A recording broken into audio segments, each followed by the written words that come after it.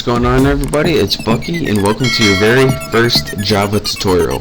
Now in this tutorial, before we begin writing any programs, we first need to download something called the JDK. And for all you new Java developers out there, this is the program that lets you actually write Java and actually compile it. And compile just means transferring it from code you can understand, the code the computer can understand. So just follow me, and by the end you'll be able to write Java code. So the first thing I need you to do is go ahead and open up your internet browser right here. And once you have that open, I'm going to use Firefox. Go ahead and go to the website java.sun.com. And this is going to give you Java's main page. What you want to look for is the download link, and this is going to give you a bunch of different Java editions to download. You're going to want to go to the Java SE link, and this stands for Java Standard Edition. So go ahead and click that, and what we're looking for is something called the JDK, and this stands for Java Development Kit, so we can write and compile Java programs. Now we just want the top one, which is a standard one. This EE stands for Enterprise Edition. This NetBeans is something else. We don't want that. So just go ahead and find the standard basic edition and click download. And once you click that, it's probably going to bring you to a new page. Let's see. And yep. And it's going to say Windows, which we want, English, which we want.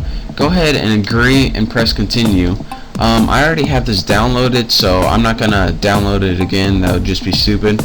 But once you download it, it's gonna give you an executable file. Now your executable file is gonna look something like one of these. This is something else I downloaded, but it's gonna give you a file like this called exe. Once you get that file, go ahead and double click this, and that's gonna start the wizard to download the JDK. Now it also might give you a file on your desktop right here, like put it somewhere right here. If it's right there, then just double click that, and once you do, a wizard's gonna pop up, and you're probably gonna have to click like next 40 times and press I agree to some stuff, next. But once that's all done, then you're gonna have the Java compiler downloaded. Now let me show you guys what the Java compiler is.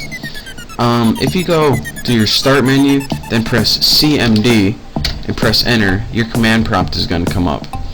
Now what this allows you to do is have access to your Java compiler, and again, like I said before, the Java compiler allows you to transfer code that you can understand to code the computer can understand, and that's what we just downloaded. So let's test it out. Java C. Press enter, nothing's working.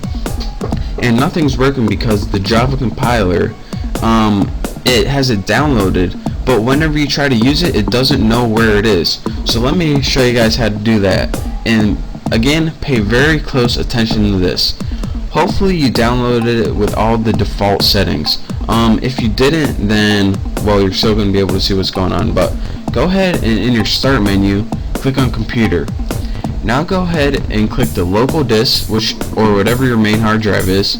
Then go ahead and click program files. Now you should have a folder called Java. Go ahead and click that.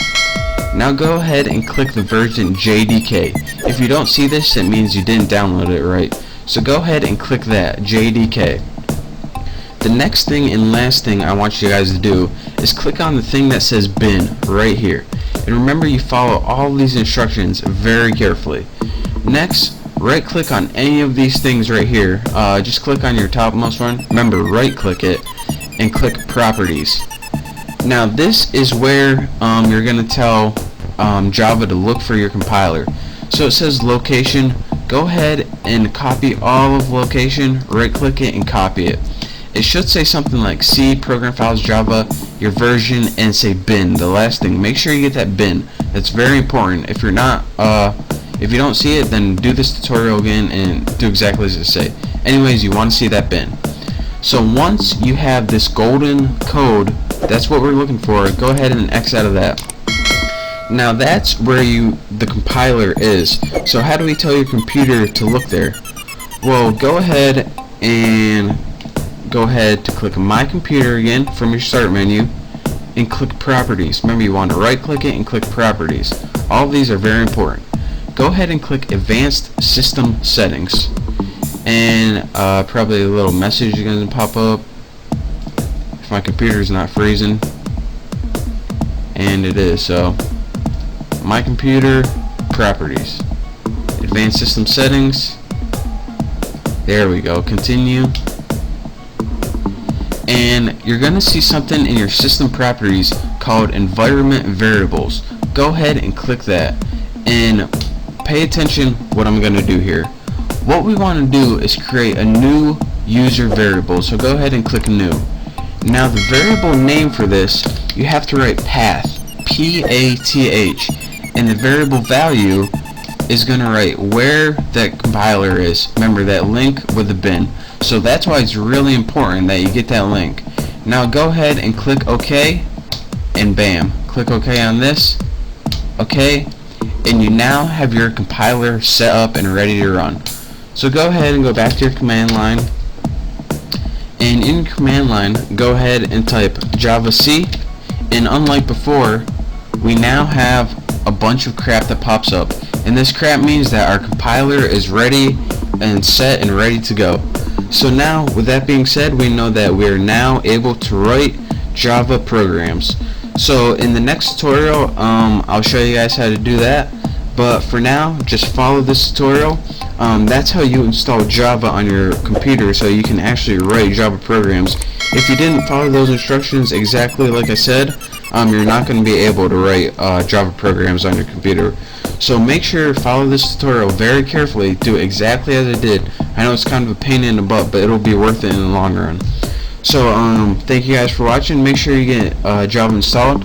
If you have any questions or I wasn't clear on anything, just send me a message or leave a comment, and hopefully I'll get back to you.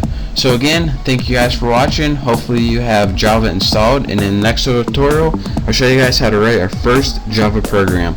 So thank you, don't forget to subscribe to my channel, and I'll see you in the next tutorial.